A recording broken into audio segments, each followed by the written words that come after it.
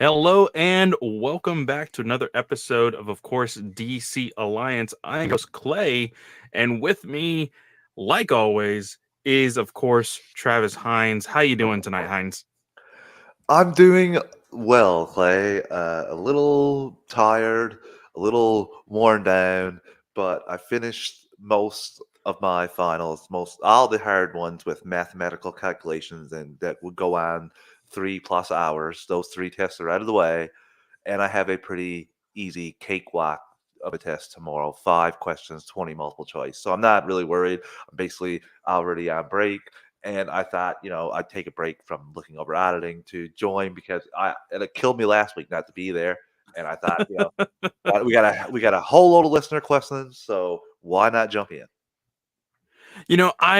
We had some stuff that was news but non-news. On Of course, we've talked about it in the GUA chat that we all have, regarding the stuff with the CW, you know, the rumors of the Flash having one last season and it actually being true that this next season is going to be its last and stuff like that, kind of rumors ish, and we're just like, I even said, I was like, Hines, don't worry. We're not going to do any of your favorite stuff. We're going to save all the CW stuff for next week. So, I mean, and we're really just going to be talking about Superman and Lois tonight because, I mean, honestly, we've kind of fell off the wagon when it came to all the other shows. So Same. there's not a whole lot to talk about there. So if you are here to listen to some of that new rumors and whatnot, not really on our radar, unfortunately. But for me, this will hopefully, crossing my fingers here, will be one of the last two episodes that I have to do in this godforsaken closet. So I've been talking to my cousin, who is currently in the house that I'm going to be living in next month. She's like, I don't really want to pay rent next month. And I was like, cool, move out. I need to be in there. I want I want an office space. So hopefully we get that within the next week and 2 weeks, hopefully crossing my fingers. I have a whole idea of like taking that I think it was her daughter's room that's gonna be the new office. I'm gonna take away all this pink paint. I'm gonna, put up some posts and stuff. So I think I'm gonna have a lot of fun decorating that room. I need to get some new lights how I did last time. It's gonna be so much fun. But before we Wait, get wait, into wait, wait, wait, wait, wait, wait a second here. Is there a Flash TV show poster behind you or bag? Is that the No, Flash this is emblem? this is oh wait, nope. Over here, this is a San Diego Comic-Con uh bag from the CW. So it's like a recyclable tote bag, and it actually has like straps like a backpack, because usually when you go to San Diego Comic-Con you're getting stuff and whatnot, and it gets annoying to like carry stuff in your hand. So this is big to actually carry on your back, and you just start putting like posters and stuff and whatever you're So collecting that's the in that best thing bag. you've liked since like season 3 of the Flash. Oh yeah, like this, Yeah. it has the Flash here, and then I think it has San Diego Comic Con on the back, and I think it has like an arrow symbol or something in there.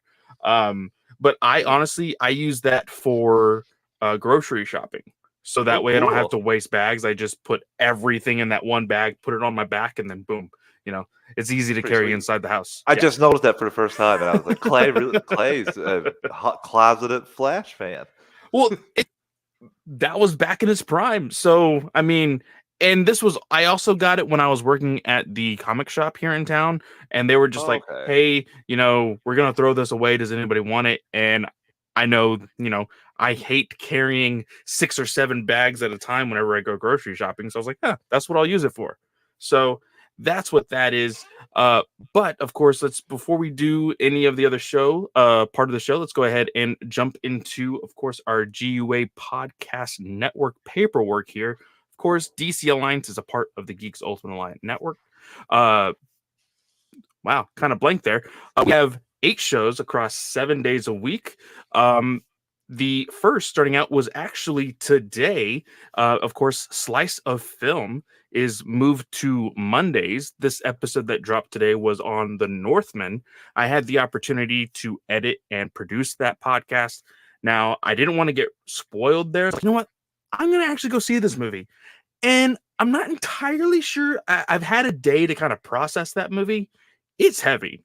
If you don't know anything about like I can't even say the word, mythology, Vikings, all of that stuff, you have to really kind of know at least some of that, and then it leans really heavy into it. So I had a lot of fun watching the movie, but in order to like really process it, I've had like a whole day. I haven't listened to Geekverse, but I've heard that Snell had a really weird experience in watching that movie. Uh, but of course, that is on Mondays. Also on Mondays is Ranger Alliance. Last episode was, of course, with me and Joe.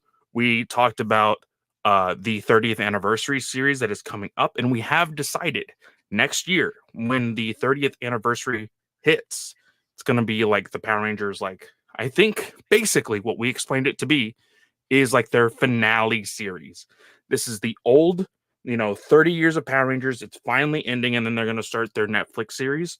We're actually going to review that final series, that final, I think, maybe 11 to 13 episodes. We're going to review it. It's going to be a lot of fun and be like our like start at current stuff, and then it goes into the new stuff. So that's going to be a whole lot of fun. Go check out that episode. Um, of course, we are live on Monday nights here on YouTube on the Geekverse YouTube channel. Go ahead, hit subscribe, and make sure that you are here every single time, so that way you don't get ads, because we are a listener-supported network as well as ad-supported network. I'll get to that later. And of course, we have superhero discussions, we have Star Wars Alliance, we have Marvel Alliance, and of course, we have the Walk Through the Multiverse, sorry, with Joe. But a show that moved to monthly is, of course, Chris's World's Finest True Believers. So I'm sorry. I honestly, I think the AC just kicked off, so I'm getting a little hot. So I'm apologize for that. But like I said, we are a ad-supported network and a listener-supported network. What that means is we will have ads here. But if you don't want to listen to those ads, you can always join our Patreon.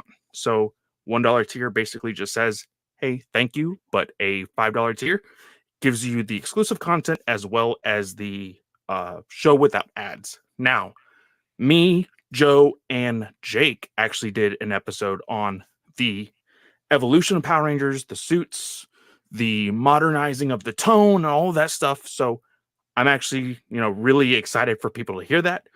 Thank you, S-Bubs, for subscribing to our Patreon for that episode in particular. So that was a whole lot of fun. And then, of course, no, I think that's it, actually. So, I'm actually getting a little toasty. I'm going to get a drink of water. Travis, why don't you tell them what we're going to start this episode off with? I will, Clay. Also, good job recovering there. It's, listeners, I don't know how he does it in the closet there, that little small space. I would be sweating to death probably.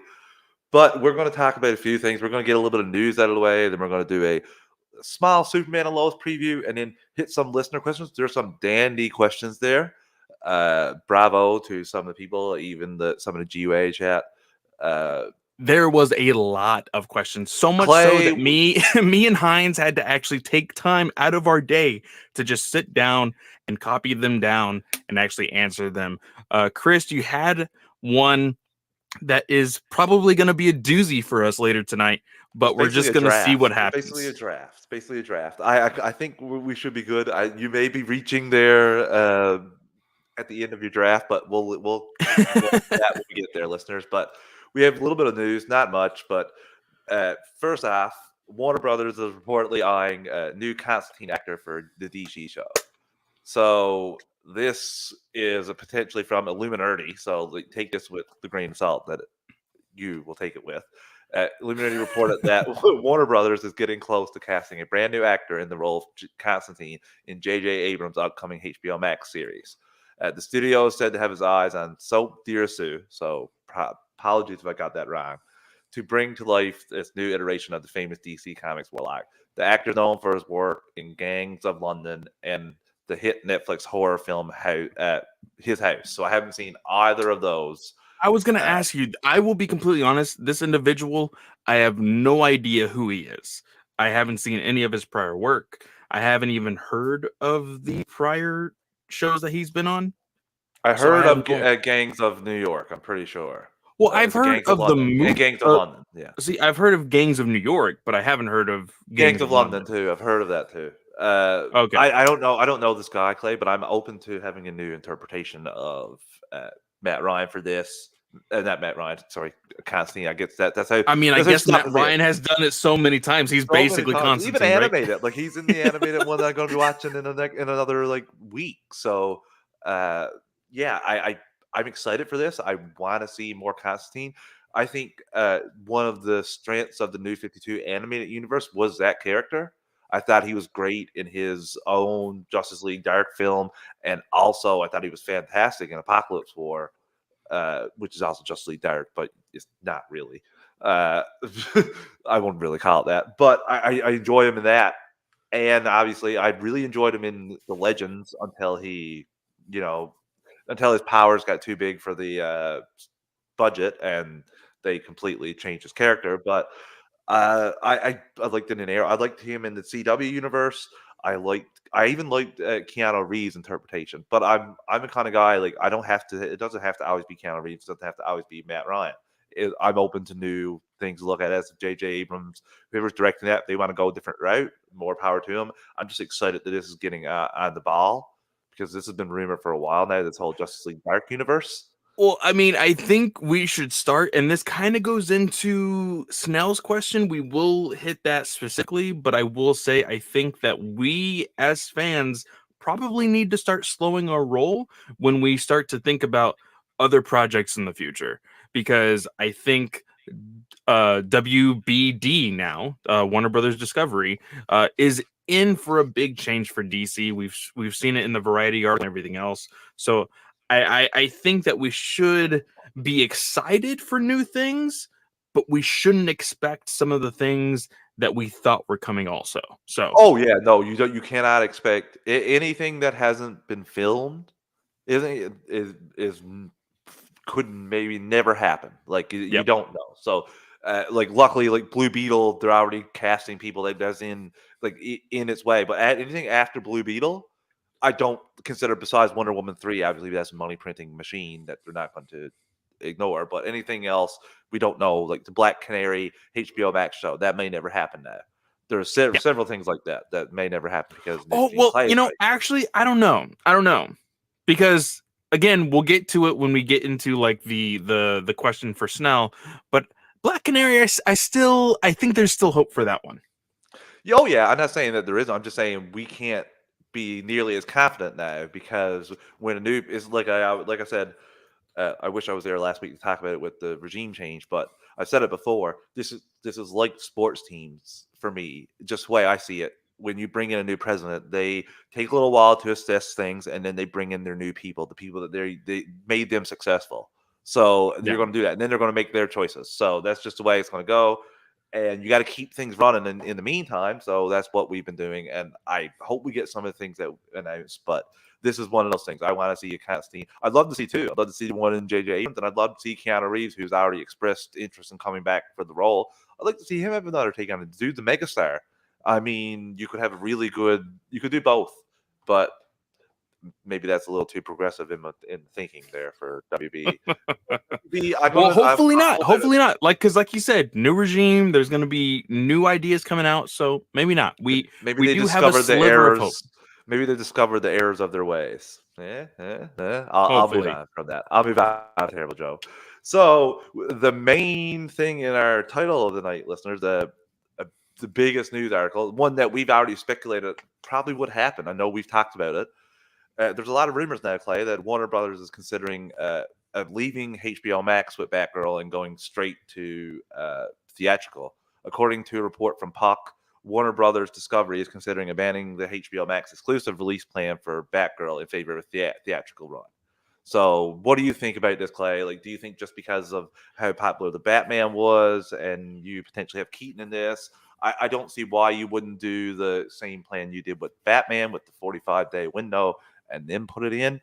But they Well, were and going that's another exclusive. thing, right? That I think that right there is the real indication. We already know that WB has already made deals with other theater chains saying, "Hey, these movies will come to HBO Max 45 days after." So no matter what, we know that regardless of if it's in theaters or regardless if it's just HBO Max originally, it's going to be on HBO Max eventually. So that's not Yeah. going to hurt it. I think that the smart move is, hey, if we can make extra money, let's go ahead and make that extra money. Because for fans, especially, I hear it all the time. I still haven't seen it again, but I've been meaning to show Abby the Batman, and I know people have watched the Batman continuously since it's been on HBO Max now. And for people who may not even have HBO Max when the Batgirl comes out, maybe Batgirl is that movie that gets people into HBO Max. Now, again, if it's an HBO Max original or if it's after 45 days, at least people have the chance to see it theatrically, have that movie going experience, and then you can watch it on HBO Max 45 days after. I still think that I agreed with Snell when he said this before. I thought that the idea of a theatrical release was a little bit bigger when Keaton was announced to be confirmed in the movie. Now, that wasn't the case because I always thought that after Blue Beetle was announced, that assumingly, same thing with Batgirl. But it seemed like, okay, maybe they were still on the fence with that. But I also think because of this new regime, Discovery really wanting to try to do some other things with this, because Zaslav also said that he wants some big numbers on HBO Max. He wants those subscriber numbers. I think, I mean, with what we are hearing of this revision of the DCEU, I think you need the most eyes on your superheroes on this what seemingly would be a new IP for Discovery specifically. They're going to go the theater route. And I think that this is a good idea. Clay, I agree with you. How else would they get my money? Just a question right now. How are they getting my money? Now, there's a counter to that, and I'm going to go at it from a business standpoint for Warner Brothers because they have contracts in place with various streaming services in different countries that their HBO Max can't be in for products. I specifically remember that in Crave TV, the Canadian streaming service that has the HBO Max content, that HBO Max DC content, original HBO Max content from DC will go directly on Crave, whereas things like Wonder Woman 1984 that they day and date moved that didn't go on the Crave for 8, 9, 10 months later. So they have, I don't know if they have a specific target amount of HBO Max originals they have to provide to some of these, because you remember how I want to say try to they put the cart ahead of the they got it way too ahead themselves. But remember the DCU announcement? We're going to have new content every week. Remember that announcement? Does anyone Yeah. remember that? And Because then what very first show they're like, "Hey, actually, we're going to have a new show after like a week of a break or 2 weeks after a break of after a show is finished or whatever." Yeah, no, I totally see your point. But I also just looked it up because I knew because I was actually going back on some old TikToks that I made earlier last year talking about when Discovery first made the pitch to acquire Warner Media and all of that stuff. And my big thing was, okay, well, Discovery Plus is available in more areas than HBO Max was. So I wanted to go ahead and do some research. It says here, as of October 19th of 2021, Discovery Plus is finally available in Canada. So I think the resources that Discovery Plus has will get HBO Max in more countries quickly. So I'm hoping by the time Batgirl comes out, hopefully, I would say, what do you think? Because I don't think, of course, CinemaCon. That was the one big thing. Is CinemaCon is literally going on tomorrow, right now, we and would have our information tomorrow for you guys. exactly, Yeah. we'll have our information tomorrow for next week's show. We'll go a little bit over it later, but I don't think CinemaCon would be the place for it. But I'm really curious to know from you, maybe, when do you think Discovery will have their big push for global availability for HBO Max? See, that's a good question, Clay. I think it all comes down to the contracts that they sign with, like I said before, those previous streaming services, but they still have to provide them the content.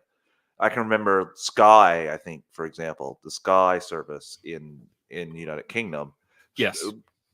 uh, instead of being all sensible, said, yeah, if they don't sell us their content, they're never going to survive here. They'll never get in here with us. Guess what? Discovery's already in there, so like they can completely put their content there after the agreements are up. So it's going to be a couple years before they can do that. I know 2025 here in Canada for the agreement with Crave, and unless they buy them out, right? Because you have that sometimes. You have when a new company comes in, they'll buy out some existing contracts. Sometimes contracts are null and void when they're sold. I'm not sure what the writing is on that. So I need to see more about that. But for Batgirl, I'll just harken it back a few weeks ago. I remember giving this shout out, but I'll say it again. Pod33 on Twitter put out a great thread. I think he shared the thread. I don't think he compiled it. Maybe he did. Actually, I think he did. He went back, and most of the movies make 95% of their what they would actually make for their full theatrical run in the first 45 days. So I Yeah. think with Batman and the way this is going, I can see pretty much it. Why wouldn't you do that? Even with I do it with Blue Beetle too. Why would you release them on HBO Max when you can just drop them 45 days later? Like I don't understand that. I know to get more people to the service, but I think right now you're still limited. You maybe do that if you could, like more people around the world could see it, but I can't see anything you put on HBO Max automatically. Like now they made a deal with Crave for the Batman, so they would have to go out and do deals again, like they did for Zack Snyder's Justice League, like they did for the Batman, like they did for Wonder Woman 84. They would have to go out and do deals with every one of these streaming services again to do that. So I don't know how. I think the easier, less headache, Clay, is to put it in do the exact same thing they did with the Batman. Do it with that, and do it with Blue Beetle too. Do it with Batgirl and Blue Beetle, because Yeah. you don't have to make them exclusive. Especially, I love the fact that you got like new young directors and giving them their own vision, letting them do their thing, because supposedly it's going to be on HBO Max. But I think that's when you get the best movies. So I would love to see both movies on the big screen and then go back and forth like that. Well, I think that they should. I don't know. Because I guess I haven't really seen any movies this year, and I don't think there have really been any bigger movies from WB this year other than the Batman. Correct? So Yes. I would. I'm pretty sure that it's not just DC movies. I think it's all movies that are going theatrical have a 45-day window. I think you just keep that. It's a great plan because, like I said, you're going to get people who love a movie so much, but do have, like me, like Brent, like a lot of people who have made the transition. Hey, I'm not going to buy physical media anymore. I will go digital. And maybe you don't want to, put out the $38 for just one movie digitally or however much that's going to be. I think now it's like anywhere from like 19.99 to 29.99. You can just pay a subscription fee and get not just Batgirl but the Batman, your future Black Adam, your Shazam 2, and all of those other movies. I think that it's Plus a all the great old idea. DC content as well. Exactly. So Yeah. I think that will work out just fine. So, Clay, I think we should take our first ad break of the evening before we get into our Superman and Lois preview. Listeners, we're an ad support network. We don't pick the ads or the volume. I'm going to give you a quick 3 count to adjust your volume, and we'll be right back in 3, 2, 1. And we're back, and I'm now realizing that we recorded things a couple weeks ago so that Clay could just drop our ads into the. It's all good. I will keep that one in there. Now, I actually have on my side because I'm on my MacBook. I have notes for you. I have notes for Ranger Alliance. I have notes for Star Wars Alliance, and I have notes for Batman News Weekly when we do our ad breaks and timestamps and all sorts of stuff. I love this MacBook. I hate not having my actual tower computer beside me because that's just my bread and butter. That's my baby. I was But going to say, that's your baby. my MacBook has actually been really efficient, without that computer. So that's Somewhere totally Brent's fine. going. Somewhere Brent's going. It's Mac, so of course. But where are we going to go to next? Because I know we had Superman some and stuff Lois. Superman and Lois, yes. So, of course, this week, by the time you are listening to this, hopefully, Superman and Lois is airing tonight, Yes. on Tuesday. So Finally coming we back have from a been. month-long I exodus, was gonna Clay. say it's been about 3-4 weeks, so a little irritating there. And how many more episodes do we have, Travis? We have After 5. 5 in and do total. do we know if there's any more planned? There's a one more 1 week break in there, from what I can gather from going through it. But that could change. Fingers crossed on that, because I don't trust IMDb's schedule ahead so far, because sometimes they don't even have the episode titles. So how can you air date? So I I hope so, but I'm just excited, Clay, because you and I have both been enjoying this, minus the breaks, because the breaks have been rather annoying, and minus the Cushings, because they've been rather annoying, just like the breaks. Although I will say Sarah's other story, like Sarah's side story that doesn't have anything to do with her family, I'm interested in, with the Yeah, whole because it involves Jordan John or and Jordan. Sorry, yeah, Jordan pushing her away into this person that she already had feelings for before. So I'm really interested to see that part. Her dad and her mom being mayor, I could care less about. So I'm just yeah. glad it's over. So I think we should focus there. What are you expecting? Well, they're broken up right now. Do you expect a reconciliation with Jordan and Sarah, or do you expect Jordan to just do the whole Smallville thing of I can't be with her, but I'll pine for her? Here's the thing. I almost want to say that Jordan will tell her by the end of this season that he has the powers of Kryptonian. Like I feel like that might happen. But another side of me says that you can't do that after in the exact same season you have a really important conversation between Clark and Jordan about like, hey, let's wait until this time and see if you feel any different. Now, I don't remember that quote. Clark turned on injustice mode before that little Well, chat too, well, when he yeah, got very because I mean, angry. there was a lot of stuff going on there, you know, a lot of I stuff with know, I the know. Bizarro Superman and everything Yeah, else. But what was that quote? Do you remember? Did he say, let's wait until summer? Did he say, let's wait until next year? a year Like next year. He said, "Let's give it a next year." year. Yeah, So I don't know if that could quicken in the sense of like, hey, some dire stuff happened. So maybe it would be in my favor to tell her. I don't know. I really hope that he doesn't tell her because then I just feel like it's going to be a little convoluted. Because I was listening to our friends over at DC TV Squadcast. Uh, Ray and Scott were talking about right before, I believe, this break as well. And they mentioned something that I still, can't really believe, but Lana does not know about Superman and Clark. Like, yeah. we see every reiteration of that character know that Clark is Superman.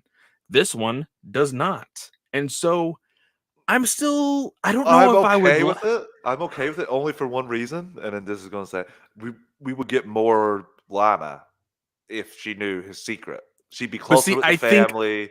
I think that Lana would be written better if she knew. That's just my opinion, though.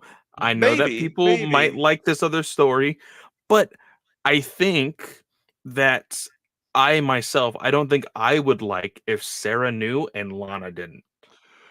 I also wouldn't like Jordan telling Sarah, just for the fact of she's going to know that your dad's Superman. Then. Yeah, And I don't want to see, the one thing I don't want to see is the terrible thing of he's thinking by telling her, and then she accidentally sees on the down low and doesn't tell him about it. And then there's a whole next season of they're broken up and she knows he has powers and he doesn't know. So I don't want the reverse of that either. I'd rather him either tell her straight up at the end of the season, or just be like, yeah, I'm not going to tell her because I'm going to put her in harm's way. Maybe he decides that he's going to tell her, and maybe he heads there and somehow he's a target because of the little bit of superhero work he's been doing in the last episode.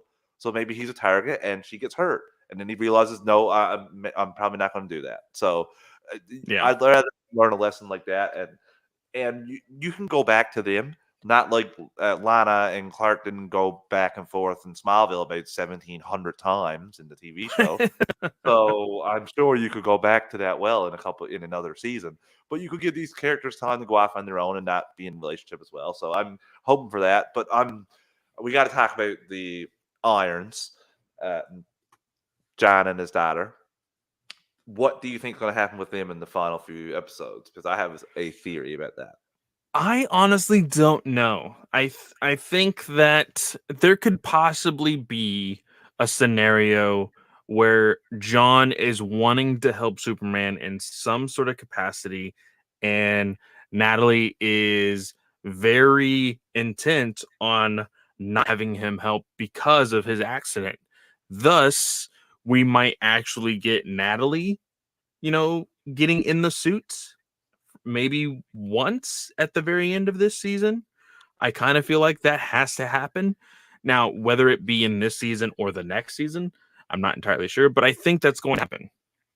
I want her to have her own suit. I want her to build her own suit, and I want her to help Jordan. That would be very cool for me to see, and also help her father as well. But I want to see. I'm enjoying both those characters, especially the whole scene with. We talked about this. This was a couple of weeks ago now, listeners, a month ago. Sorry, but with John Henry trying to forget his wife and her mother, and the whole way that culminated with him crying, and then the great little emotional scene, him talking about it after. I just love that. That's better than anything we got from another family. I won't say that again. Won't throw any more shots. But I want to see him team with Superman, and I'm really curious if the brain damage he kind of received, is that permanent or is that something that will go away after a bit of time? I know the doctor I said it should go away. I think it will go away because I think unfortunately this show has a act for forgetting about them sometimes. And so you can give the excuse of, oh, time has passed, so he's fine now, Yeah. because every single time that we have seen him after that incident, he's been okay. There hasn't been any incidents of where he's like been like, oh, like it's my wife, or oh, we're on, we're back home, or anything like Well, he that. had So, one of those when he was leaving the hospital, saying like, "As long as I got my two girls there," and well, she was, yeah, but I mean, after that, that's yeah, the only yeah, instance. that's true. So, So he could be healing, or they just, like you said, they may have forgotten about him having that injury. I exactly. I really enjoy those two characters, and like I enjoy the fact that John helps out, and I want to see. I just thought about that while you were speaking there. We're going to get to see hopefully him take up the mantle and sub in for Superman while he's gone. Next episode into the mirror verse, mirror dimension, mirror whatever.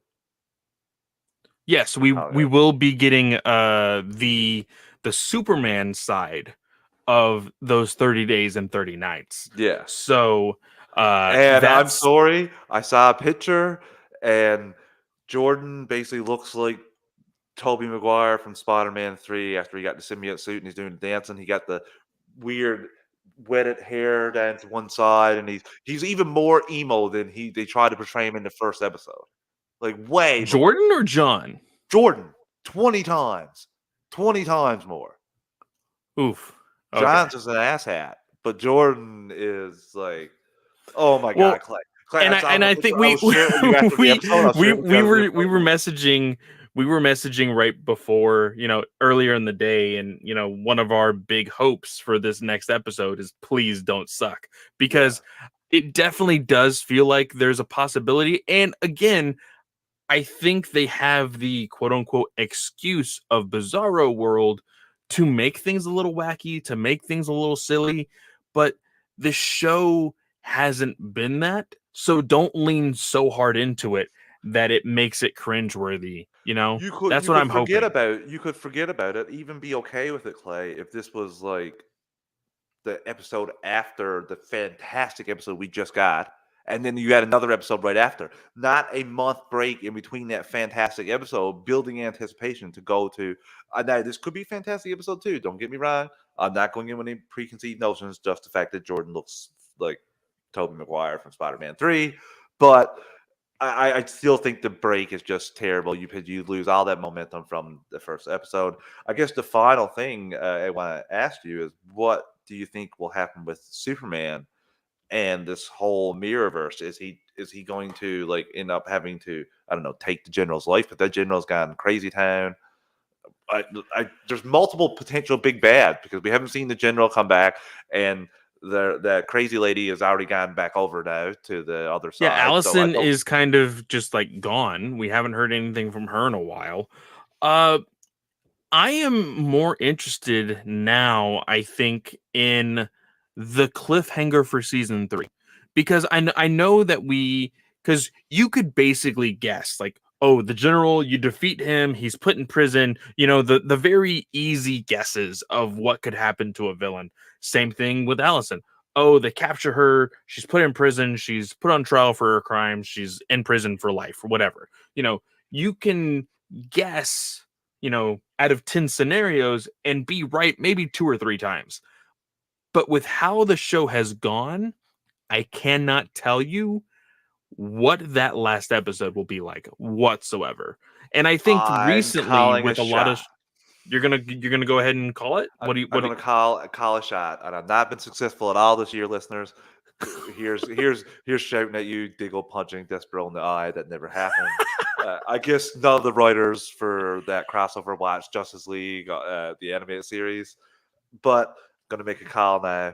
We're going to see at the end of this season Lex Luthor. We're going to see I hope Pryor so. as Lex Luthor, and that's what we're going to see. I hope so. And I honestly I will say this, I haven't heard anything about them going back for shooting any more episodes or anything like that or them working on next season at all other than it being announced. I feel like we used to hear those things a lot more frequently prior to the pandemic and everything else. But like I have seen Crier very actively on Twitter, and usually when he's on set or anything like that, he's kind of dialed that back. So hopefully I see him every once in a while. I haven't seen him recently go a lot more than I usually do. So hopefully that means that he is either working on something or whatnot. So I actually really enjoyed Crier and his performance as Lex Luthor. I think it for me, it rivals that of Rosenbaum. And I think Rosenbaum was probably the GOAT Lex Luthor Mine ever. goes. I got my three of the ones that we see. I'm sorry, Kevin Spacey, not gonna give you any goddamn credit, even though if you were in a better movie, I might have, you know. But it goes Rosenbaum, Cryer, Eisenberg for the 3 live action scene. But if we're going all time, Clancy Brown comes in and Eisenberg goes out. So yeah, but I'm here for it, Clay. I'm here for it. I really want it. I think you're already bracing the audience a little bit for this world by casting Lucy as the same actress, just giving her a Mhm. different story. And the fact you could do play with so many things because Lex has like he was part Oh of yeah, Crisis. you can get the excuse of, being a different Lex, but the same Lex because of Crisis. That's right. Well, he Yeah. could know, right? He could know that something happened.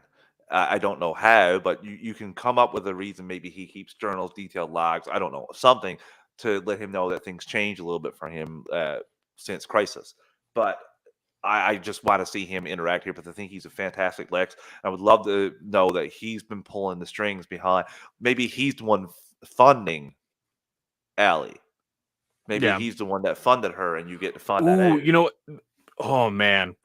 Now that you say it like that, that is totally a Lex Luthor thing. Well, you To could be play. to no like I can see it now. He of course this you saw this all the time in the animated series. He would hire a group that is so far detached from LexCorp, and then you find out by like one random phone call, oh, they're working for him because he wants something that they're digging for, something that they're trying to find, whatever.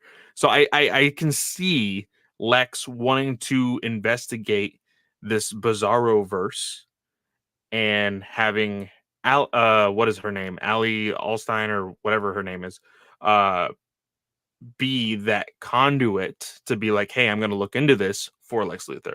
Well, I can see it. you could even have Lex Luthor at the end of this season, end of the episode, final episode. You could have the pendant if it's not broken in a little case with a hand on it, And you could even have Lex saying first, like, honestly, all I wanted to employ her for first was to hurt Lois Lane by getting her sister. But little did I know what she had stumbled onto, and then to have him close it, and you pan back and it's Lex Luthor, and he has the pendant now. So that's something that he has, and you obviously play. I'm not a writer, so you play that up a bit better than what I just said. But the crux of Yeah, it, I would love to see him close out the season. I could totally see it. I could So totally see fingers it. crossed. I think it will happen, but I've been wrong a lot, so maybe me saying this is just a curse.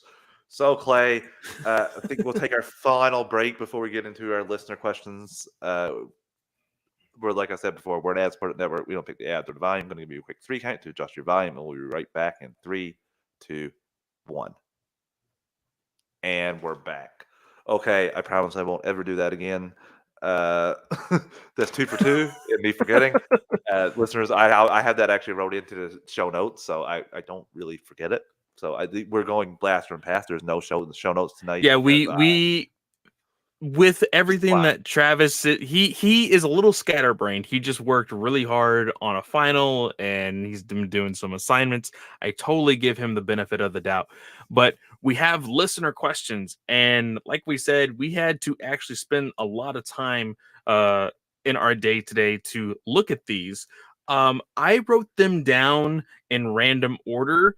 Let's go ahead and do Travis Snell first. So he asked the question, with CinemaCon happening this week, where some dates could be confirmed, what do you think are realistic slates for 2024 and 2025 DC films, including new franchises, sequels, and or franchises? So Heinz, you go first on this because I have a little bit of a lengthy answer, but you go ahead. Yeah, I think I'm going to just lay the seeds for your lengthy answer in the fact that we're post merger, so it's hard to predict what new franchises that we can start. So I kept that in mind for doing this. The first thing I said was Blue Beetle because I think it's going to be moved back from August of 2023 to 2024. So I threw that in there. Um, and then I thought Wonder Woman 3, bankable. They're already talking about writing that right now, so that can get off the Mhm. ground pretty quickly. And Snell, I changed it a little bit because you said DC films, but I went DCEU properties, so things that exist in the DCU world, like Peacemaker would be a thing, but it's not. So here I went with Black Canary HBO Max series, and I put in Green Lantern Corps series, maybe. Yes, I don't know. It's supposed to be filming soon, so maybe. But that was for 2024. And honestly, Snell, 2025, I couldn't. There's only I could only come up with 3 that I could actually think they could film between now and then and get out. And that was Constantine that we were talking about earlier today. Mhm. uh, Batgirl 2 because of how quickly they filmed Batgirl 1. I feel like they could get Batgirl 2 out, filmed and out by 2025 if it's a success. And JSA spinoff, a spinoff from the Black Adam of one of the From Black JSA Adam. characters. Very nice. That I don't know if you want to do the full JSA or just do one character, but I think it's just a possibility either way. Nice. My answer is even more vague than that. I will say this. I said, honestly, I couldn't tell you. WBD seems to be moving towards what we as fans expect to be a reboot of the franchise of the DCEU. But as much as I hate to say it, we might see Super Pets 2 in there somewhere. I think you're not wrong. Depends on how successful, because honestly, I don't think it's better than in. Wait, I can try to remember. How does the Into the Spider Verse make? Like, it wasn't a big load, was it? Well, Into the Spider-Verse was a really weird phenomenon because it didn't make a whole lot of money in the box office, but once it came on Netflix, it became a like household name, Yeah. and that's what really got the conversation going for when it finally hit the Oscar season. SPub says Green Lantern Corps series has been in development since the Flash movie was first announced. That is also very, very true. So you mean tell me I could have seen Jon Stewart just say message and it wouldn't have really hurt anything to anybody? No, I Yeah, don't think it would yeah, have. yeah, I don't yeah. think it would have. Just people being petty, and you wonder why. Ugh. So frustrating. But yeah, Clay, I kind of understand you. I had that problem. I had things like I wanted to put in Supergirl, but Flash has been pushed back to 2023. I can't in good conscience think they could film a spin-off for Supergirl before the Flash airs and people see the character. Oh, I And have some more words on the Flash in our later conversation here. But Snell also had the question: how much how much does Super Pets make at the box office for the total run? Now, even SBubs in the chat here put down in our comment section the last 3 animated films that WB had produced. I can't remember the first one, but there was Scooby Doo in there, and also uh the most recent the Bugs Bunny Looney Tunes, the Space Jam. Sorry. Oof. I put, because I think Space Jam was working a lot on nostalgia and everything else. I think that it was a big disappointment for people, but the name Space Jam did get people into the doors. I think superheroes, Superman, Batman will get people into the doors for Super Pets, but I don't think it's going to do that much better. So I'm only giving Super Pets for its total run $170 million. Now, listeners, including I hope the former co-host Greg, you heard it here. Disappointment. The people came just because of Space Jam 1. Yet again, LeBron James getting on the shoulders of Michael Jordan to prop himself up. Doing the same movie and being terrible. And so I just want to throw it out there, just because Clay said it, not me. I'm just articulating what he just perfect points there, Clay. Yes, S-Bubs is correct. Scoob was a day and date with a $30 rental fee. Yeah. And it was very, very early pandemic. It was like a month into the pandemic. I think it was still within that February, March of 2020. I went with a 250 total and a 30 million opening domestic. Holy cow. Yeah, just from the big names. If not, the salaries, I know the salaries for these people aren't cheap. So, kind of need to make some money, and it's a kids movie. You have so to remember also, this is a summer movie. It moved from a Thanksgiving movie to a summer movie. I think it will do good with those summer numbers, but let's face it, guys, we still are technically within a pandemic era. People are still wearing masks. People are still getting sick. I think that there is a big possibility people may not be super comfortable with still going to the theaters. Oh, that's a really good point, Clay. Like, especially we get new variants all the time. But I will not bet against The Rock promoting something and getting people to go see it at least once, we'll say. Especially, I'm obviously Tooth Fairy and stuff. I'm not, come on, we're talking about in the last like 5-ish years. He's pretty bankable for Star, for The Rock. S-Bubs, I'm not even going to read that comment. Everyone will go out to see it for Kevin Hart. No, I didn't say that. S-Bub said it. So yeah, that was it. I like the second. I love the slate. I wish I could give more, Snell, but it's hard to like realistically think they can film things now and get them out for 2024 or 2025. It's yeah. You got to be very street level. I wanted to put Nightwing in there, but I didn't think unless we get reference to him in Batgirl, I don't think we'll get him before a second Batgirl. Very, very true. Our next question comes from S-Bubs. How soon could you see James Gunn's next DC project being announced, before or after Guardians of the Galaxy Volume 3? So I had to go and look when Guardians of the Galaxy 3 is going to be released. Now, this date could change. It does say, I think it was May of 2023. So I said in my answer, it'll be before Guardians, but after Shazam. So it will be in between December of 2022 or April of 2023. I gave two answers here. The first answer is if he wanted to go the same route as Suicide Squad, he didn't talk about Guardians of the Galaxy at all until after Suicide Squad, really. He really got into it then. So after filming, not after it was out, just after filming. So I think. But when was Suicide Squad announced? Oh, God, that was a while ago. I think after he's done filming Guardians of the Galaxy Volume 3, sometime in between then and when he does press for that movie. It's already done filming. No, but he's talking about. He said only one person has done filming. I read it tweet yesterday. Only Oh, one really? person's Only already one done. person Yeah, has one finished? person's Okay. already done. I think Okay. I can't remember the initials, but maybe Peter PAM. I can't remember. There was somebody. He's not finished completely yet. It's soon to be done. But I really think between then and the press, I think once he starts doing press for Guardians of the Galaxy, we won't hear anything about DC until after that's 7 days left to film. It's Bubs, like you just come into the chat with the knowledge all the time. 41 days of With filming the so far. 41 days of filming so far. SpongeBob's got like timers up all over the walls, everything for all the movies. So I yeah, think that's S-Bubs is our official guy in the chair. He probably has screens all over his desk, and he's just like you're not supposed to think about figuring guy it. in the chair before we does our draft because that's part of my logic. So Oh man. So after that question comes Brent. Brent asked the question, this might come off as being sarcastic, but I am genuinely asking. The Flash movie is currently scheduled for June of 2023. Do you think it will get delayed again? that was a direct message, wasn't it? Yes, it was. Fiddlesticks. You answer that one while I think about that one because that didn't make my list of questions. So I said, I don't think so. CinemaCon seems to be advertising it, and I think they just want to be done with it, even if they don't let Ezra go. This is the end of the this era of the DCEU. The real problem will be the press junket for this movie. Who do you have to promote the movie?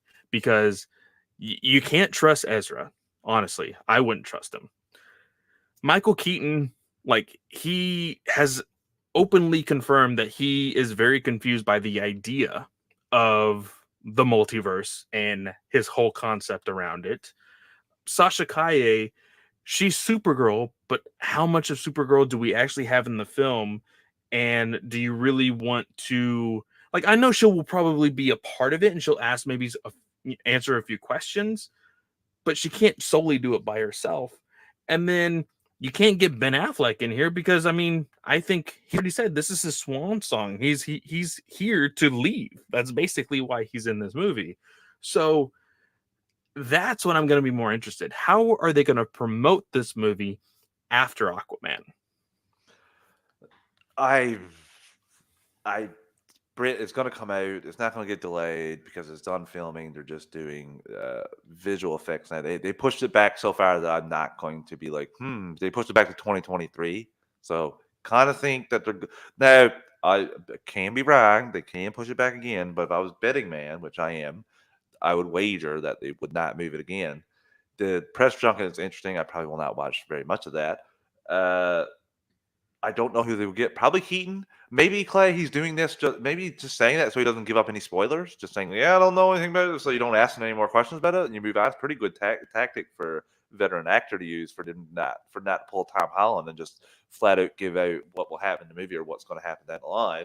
It's I don't know what's going on. I'm old.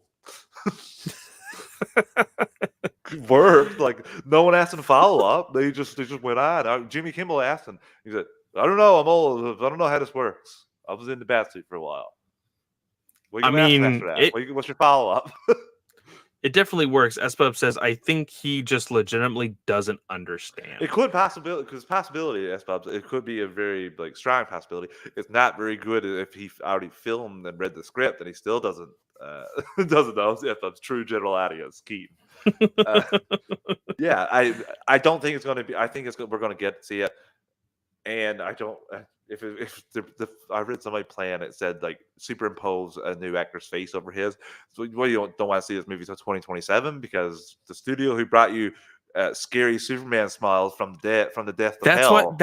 No. I said you can superimpose somebody else, but you just hire the same guy that Lucasfilm hired for the whole Luke Skywalker thing. Yeah, maybe, but it would work. It'd take me. I'd maybe have some little PTSD if I went to the film and the first scene is like a CGI face. I'm like, oh God, no, not this again! I didn't ask for this the first time. I kind of like what he's saying, but how can you not look at his face? It looks like he's eating a bag of marbles. No, we're gonna get the film, Brent. Sorry, I'm just going off on a little tangent there. Yeah, we'll get it at that time. I don't think it's gonna be delayed anymore. But if it does, I'd love to see Twitter timeline explode. It's been really refreshing, Clay. I've been not on Twitter very much the last few days. Like, it's not like I got to put it down, I need a break kind of thing. Like, it's just like it's more sad in the chat because I miss everything, and like I'm not involved in any of the chats. I get in every once in a while. I got to mute the chat while I'm doing my tests because chat pops off at any time. Like, could be 48 messages. You don't know when. So, yeah.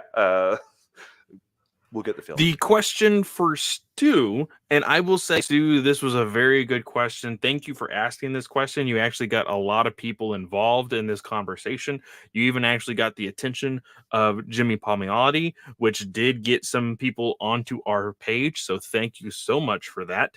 Stu asks, what comics would you recommend to those who are already DC fans that they may not have read or even heard of?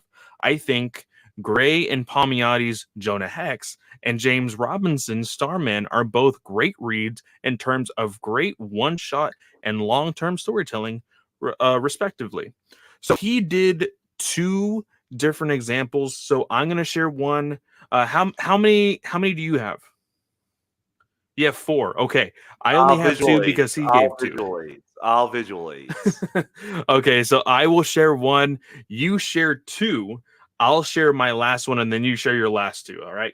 So my very first one is Red Hood Lost Days, written by Judd Winnick. It is available on DC Universe Infinite. I found this book, I think, right when New 52 started. It is pre-New 52 stuff, and it basically explains the story of the few days after Jason Todd is resurrected with the Lazarus Pit. So really interesting story, really great writer. So I would recommend that book. Go check it out. Heinz, what are 2 of your recommendations? I'm going to say to listeners, for Americans, run out to your Ollie's, I think it's called. And for Canadian listeners, go to your Dollarama and just walk through sometimes looking at the books, because you'll find random things there that you may never have come across. And then other times you may watch an animated movie that's DC and want to explore more. So that'll be my first recommendation to people is Justice League Gods and Monsters. There was an awesome animated film with this, and this is just the more anthology of film. Yeah. Yeah, this is just more of that world. And I love it. I love the world. I love that Batman's an actual vampire bat type person, and Superman's basically an arsehole. So I just love it. It's really enjoyable. And it's one of those things. There's a lot of comics connecting to animated movies and shows. So I would advise you to, if you're a fan of some, let's say Batman the Animated Series, there are comics that go along with that tell that universe some more stories in that universe. So that would be my first recommendation. And then another one, because everyone's obviously going to be picking Batman and Superman and stuff for DC Comics, reading about your villains. This Necessary Evil is such a great little book talking about different like villain origins, talking about different stuff like stories with Raja Ghul, Lex Luthor, Sinestro. There's a really good Deathstroke story in there as well. So I don't want to spill the stories, but it's a great little clip too if you want to read something that isn't about heroes. Very, very nice. My last recommendation is The Fall and Rise of Captain Atom by Greg Wiseman and Carrie Bates. Nice. So this was a really, really fun read. It's a mini series. I loved this because if you are a fan of DC Comics and you are reading the books that, of course, are quote unquote important to the continuity and everything else, Rebirth was a really big thing that dove into what will eventually had come out to be Doomsday Clock and the whole mystery behind all of that. Well, the fall and rise of Captain Atom really played a funny role in that, in a kind of it threw you off on the idea of who Captain Atom might have been. For those of you who haven't read Doomsday Clock, I'm not going to spoil that for you, but just go read that book. Really, really well written, and kind of a weird time travel story also. So really, really fun read. And what about the last 2, Heinz? I couldn't believe I even picked this Space up, Clay. Ghost. I couldn't even believe I picked this up. But this was freaking awesome. I'm not gonna lie. This was actually really fun. I didn't even have an idea who this character was. And it, You it don't was know who so Space cool. Ghost is? I didn't know. I didn't know that he was like DC bought the rights to the character and they basically have him. Yeah. I He's didn't know he's that. the part of the Hanna-Barbera Yeah, line of yeah, books. Yeah. yeah. Very, very And nice. They actually did the a crossover between Hanna-Barbera and Green Lantern at one point. So if you and ever find that, go read that. the covers in here are done by Alex Ross and Chef's Kiss. So yeah, check that out. And this last one, I picked this up last week for $3, and I started reading it, and it's a compilation of stories like put together into a graphic novel type thing, and it's Batman versus Wildcat. I had to put in Batman book, but I didn't even know about this book, Clay. I never heard of Chuck Dixon, Bo Smith, and Sergio Carrillo, and I've only read through the first issue so far, and it's Wildcat had oh, this is older too. This is like 80s, 90s. Wildcat had given up his costume, given up his, and someone stole it and got out. And then he finally got it back. And him and Batman teamed up to take down some people. And he basically said, "Yeah, I'm going to get back into crime fighting now." So Batman convinces him essentially, and Robin. So it's cool. It was a protege that he was training, and a nice touch. He's going to get back on here, and something's going to put him and Batman at odds. I haven't finished reading this yet, but I've enjoyed the first 2 issues that I read. So I wanted to basically give a shout out. I'm really excited to see them throw down. So Very, very nice. yeah. Now, on to the slew of questions that Chris gave us. The very first one being the draft. He says, create your own Justice League Dark team, 7 members with reasons behind your choices. Remember, heroes, villains, and anti-heroes are all up for grabs. Here is the catch. Once somebody selects a character, the other person can't choose them for their team. So, Hines, you go first with your first pick. Well, actually, I want to know this, because your answer to this question really not really depends, but really shows how screwed I'm going to be in this draft, because you said you had to pick like 11 to I 12 have people. 11 names on here, so just in case you took a couple, and you only have 7. So I only have 7, so I'm feeling pretty confident. But my question is, did you go the route of like, oh, I have to choose the obscure characters before I do the popular characters, or did you do the popular characters first? I went with what I thought would be the best team. Ah, okay. So I think we might actually be okay. What is your first choice? Well, since I'm getting the first choice, I'm going to go with Constantine, of course, because he is quote unquote the de facto leader of the Justice Nowhere League. on my team. Yeah, I didn't think so. I had him slash another character pick one of the two, so I'm glad I have him on my team, as he can be a, like we saw, for example, in Justice League Dark Apocalypse War, he can be a wild card that can undo some things if things go awry. So yeah, that's my first. Very, very nice. My first choice is Zatanna. Okay, that was So my other. That was my two. It was either Constantine or Zatanna. Was my like one of those two to exactly. lead So me. pseudo leaders and whatnot. So Zatanna had a book called Magic U, which was pitched like a Wizarding World Hogwarts type of thing. And I think that it could still really work out here, in a Justice League Dark, being the recruiter, being the leader, because she hasn't really had that title. Now she has been people act as though she is a big time hero, and she is, but she really hasn't really had the ability in any of the Justice League Dark books that I have read that really put her in a leadership role. So that's why I put Zatanna as my leader. What is your second choice? I'm glad, because I was a little scared once you said, "Did I pick any obscure characters?" Afraid you're going to take this powerhouse. My team needs power. My team needs a guy that has magic abilities, immortality, cosmic awareness, and uh, omniscience. So I'm going to go with the Phantom Stranger as my number 2 on my team. I almost chose him but I decided he might be a little OP, so I'm not going to put him on my team. My team's gonna That be as makes OP sense. as I can possibly get it. So, I chose for my second uh, team member Blue Devil. Blue Devil. Ooh. I wanted somebody that was demon-esque, somebody with a background of the DCEU's Hell and like dark magic and stuff. And so I was like, you know what? Let's go ahead. Everybody's going to choose Etrigan. I don't want Etrigan. He probably would have been my other choice if you chose Blue Devil, because let's be honest, Blue Devil has been up in popularity since Swamp Thing came out. You know, he was going to be a big player in that RIP Swamp Thing.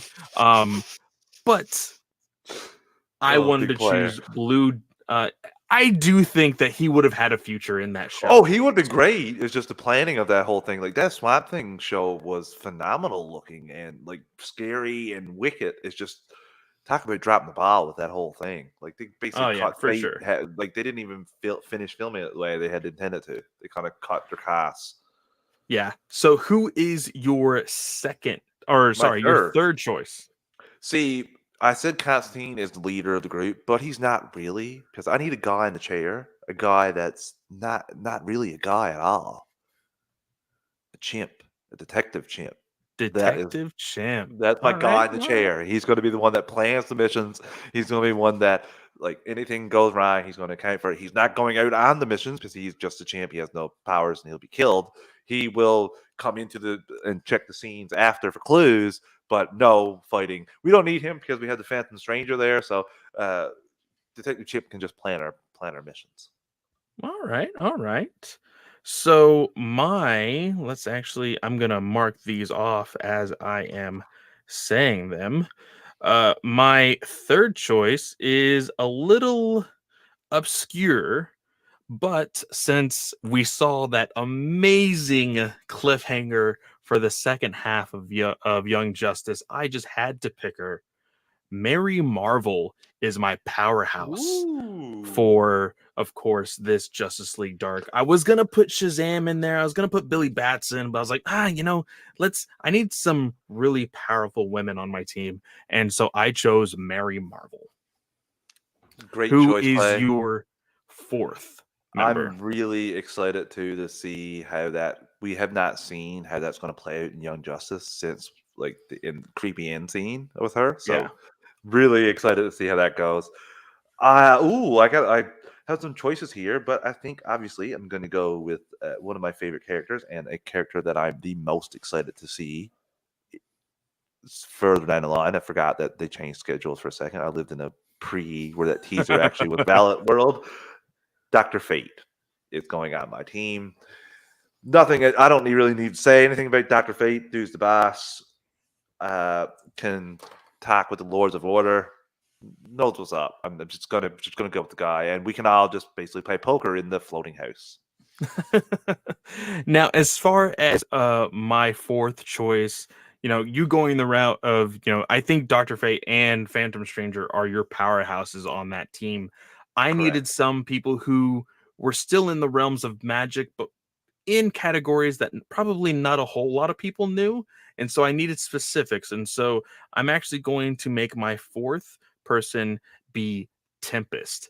Tempest, of course, being a member of the Titans, not the Teen Titans, but the Titans. Of course, he has worked with Mira, he has worked with Aquaman, and of course, he has worked with Aqualad. And so I know that he is a little bit bigger on the magic side, so I wanted to have him on my Justice League Dark team. And of course, him being from Atlantis and all of that, I think that it has a new realm of magic that probably not a whole lot of people on my team will be aware of. That's a good choice, Clay. Ooh, see, I have a couple choices here, and I might save that one for the very end. I'm thinking here, like you want to go with Swamp Thing, but like, what about if someone just throws some good gas and lights a match on the swamp? Like, that burn him to death. I think I'm gonna have to go with Etrigan. I need a demon on my team, Clay. I like one with swords and flames. So It's not a Altoid, bad choice. It's not a not a- bad choice. Like I said, he was possibly going to be on my team, but I felt like he was probably too much of a popular name, and so I was afraid Etrigan was going to be taken away from me. So I went ahead and went with Blue Devil instead. But Etrigan is a good choice. My fifth choice will be I need somebody to connect the team. Of course, everybody knows magic. They could do a spell where everybody's, working in their minds and whatnot. But I felt like there needed to be some sort of telepath, and which is why I chose Omen. So you Omen son of is a member of the Titans as well. Part of recently the DC Rebirth Titans. Really, really great character. I don't know too much about her past, but she has been a very valuable team member of the Titans before. So I wanted to choose Omen. Who is your fifth choice? Well, actually, how many choices a- do you have left? I have 1, 2, 3, 4, 5, This will be your sixth choice. 6 choice. I have a lot of choices still left here. You just took one off the board for me. Really? Yes. Oh, I was digging deep in my members of the Justice League Dark and their powers to see. And I think, Clay, I'm going to go with the one and only uh, making an appearance in Arrow, Ragman. Okay, cool. There is somebody who made an appearance on Arrow that is on my list that you did not choose. So I'm glad that you went with Ragman. Going with Um, Ragman. Ragman is another one of the choices that, again, I feel like has become a little bit more popular because of his appearance on Arrow. He did come across on my research, but I was like, I don't really. I didn't. He wasn't my favorite character on Arrow, and I don't know too much about him, so I wanted to, kind of just push him off to the I side. was going back and forth between him and a character that's not even living. I'll just say that. Okay, okay. Yeah. So my next, my what would this would be my sixth character, somebody who did appear on Arrow. I'm choosing Katana. So Katana is a little bit more street. She is a hand to hand fighter, but it's that mystical sword that she has that has Soul Sword. the soul sword exactly. So that really gives her a supernatural element that I wanted on my team. Who is your final member for your Justice League Dark team? My final member,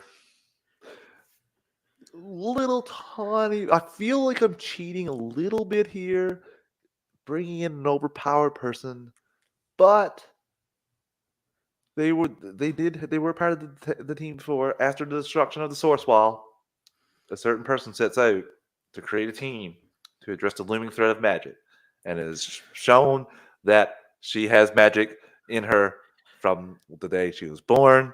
And that one, I already know who my it friend, is. Wonder Woman, is going in to anchor my team. I know it's going to look really weird. I'm really debating against it because I know it's going to look weird when I like lay out, here's my team, and Wonder Woman's at the end of all these magical characters. Well, no, But so I believe recently, I don't know if they are named the Lords of Order, but you have Phantom Stranger, Doctor Fate, and now Wonder Woman. In recent continuity of comics, Phantom Stranger and Wonder Woman in particular are like this, like Wonder Woman is basically promised a role for when she eventually just dies, that she's going to become like this immortal being that watches over basically the entire DC universe, yeah. which has happened recently. So I will admit your team is a little powerful. It's you Well, could it's seven honestly on keep six like too. It's half of seven that on team. it's 7-on-6 too because Detective Champ is staying in the chair. He is not being on the battlefield. Nowhere near the battlefield. That dude's good done in 5 seconds. So he doesn't know magic. So he just knows what's about it. So Now, my last team member, because again, I went with more obscure characters so that way I wouldn't get in the way of Hey, Wonder Hines. Woman is obscure to Justice League Dark. She is. I mean, she is newer. She like you said, she was a newer team member, and she was actually considered the leader of Justice League Dark in this new rendition after um, after Rebirth and all of that. So my last character, we needed to go supernatural because of course Justice League Dark, and I feel like I'm putting a little bit of a hindrance on myself because of this character, but I think he could put a really cool element into the team. Andrew Bennett, who is I Vampire. So I wanted a like I can't remember off the top of my head if there Frankenstein was I an know there's option too. Frankenstein, but like I was like, is there a werewolf? I can't remember a werewolf right off the top of my head. So I was like, oh, let's have a vampire, see if there's any vampire characters, and boom, I Vampire right there, Andrew Bennett. So I'm going to choose him for my last member of the Justice League team. That is just the first question from Chris. Chris still has 1, 2, 3, 4 more I have questions. Well, answers for all he has those three. too. Sorry, he has 3 more questions that we need to answer. So his second question: how much wood could a woodchuck chuck if a woodchuck could chuck wood? And That I is, will just say, just like Lindsay Lohan in Mean Girls, the limit does not exist. That is my answer. I said as much as a woodchuck would need to chuck. He does say, since you wanted just questions not DC specific, these are his questions that he's going I to think be he's asking. punishing you, Clay. I think he's punishing you a little tiny It bit. doesn't bother me whatsoever. So his third question is, who is winning the Stanley Cup and NBA Finals? My answer is, yay sports. I have answers, Heinz. listeners. I have answers. Unfortunately, I will not be saying my own team for the NHL because I am a realistic fan and not a delusional one. Colorado Avalanche. If you're going to bet money on Colorado Avalanche before the start of the season. You get before the start of the playoffs. And my other choice in the NBA, I would go with Golden State right now. But it's cheating a little bit because we have uh, 3 games, 4 games. It's going to be Golden State and possibly Boston in the finals. So that's my calls there, Chris, for that. Very, very nice. Now, his last question here is, what is your favorite costumes from Marvel, DC, Indie Comics, and Saturday morning cartoons? One for each. So my answers to that is for Marvel, Gambit; for DC, Nightwing; for Indie Comics, I said the Rogue Sun, which is part of the Massiverse with Radiant Black, and specifically with Nightwing, the blue and yellow costume. That is my Oh, favorite. nice. And then Saturday morning cartoons, it eventually turned into a Saturday morning cartoon, so it's not cheating, but kind of. I said Piccolo from Dragon Ball Z. You're not getting any back talk for me if you says Piccolo Dragon Ball Z for anything because the outstanding character, like they're very underrated how they were able to take villains, and within one story arc make you be like, oh my god, like no, he don't no. So nice pull there. I will say for mine, uh, for comics, Spider-Man, the black suit specifically, that it still looks amazing to this day. Rebirth Batman suit because I thought we had a lot of now. Give me the 70s, 80s Batman suit too. I love that with the whole like big and the S and all that. But the S, the oval there, like trying to match it like Superman's S to make it bigger. But I liked Rebirth when they went back. I just like the style there. And for indie comics, I haven't read a lot of indie comics, but the Radiant suit in Radiant Black. I thought this is such a cool mixture of I don't know Power Rangers meets Transformers to me, kind of like it. I don't know. It just Okay, looks yeah. like just a sleekness of it. I know it's not like transformable, but just a sleekness and shine. It was I don't know. I love the suit and some of the covers with the like get out of town way that looks. And Saturday morning cartoons. Is he talking about our favorite Saturday morning cartoons in Marvel, DC, and Indie? Well, I went with Spider-Man the animated series. Listeners, I can't tell you, like it was so awesome in school to just come back every day, like 9, 10 years, no, not even 9, 8 years old, and people were talking about this, like the black suit, the alien costume, the Alien Wars, the 3-parter. Got it off a friend who recorded on VHS. Awesome. Justice League, nothing else to be said for that animated show. And it's not indie, but I'm using it because it's awesome. Beast Wars got me back into Transformers. So Very that's nice. all. Very, very nice. But that is it for our questions. I don't think we have any more topics to go No, that about. is it. I think this is the end of the show. Thank you guys for lasting this long. I know that draft took a little while, but it's all fun. That was fun. And of course, guys, like I said, thank you for being here. We will be back on. I don't know. Are we going to do a Wednesday episode? We are doing a Wednesday. We're watching I'm Done School. We're doing a Wednesday Superman right. Lois review. You're going to see me a lot this week on the network, listeners. That's all I'll So say. we will be back on Wednesday doing the Superman and Lois review. So check that out. Remember to be subscribed to the Geekverse YouTube channel. Make sure you hit the bell and make sure the notifications are on all, so that way you know when all of our shows go live. Specifically for us on Monday nights at 9 p.m. Eastern Standard Time, and then of course on Wednesday at 9 p.m. Eastern Standard Time. So with that, guys, of course, my name is at Fanboy Clay on Twitter. You can find the link tree in my bio, where you can find all the links to all the shows that I host, that including DC Alliance, Batman News Weekly, Ranger Alliance, and I'm sorry, Katie, I still need to put Star Wars Alliance in that link tree. I didn't know that it wasn't there to begin with, so I apologize. Heinz, where can they find you? I don't have a link tree, but you can find me at Twitter at Travis_156. I only do 2 shows for the network: Superhero Discussions and DC Alliance.